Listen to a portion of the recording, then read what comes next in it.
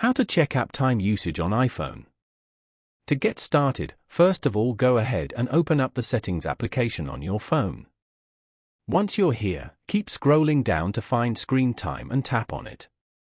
Screen Time shows you the specific usage per day and also see your daily average usage at the top. To see a more detailed breakdown, tap on See All App and Website Activity under the chart.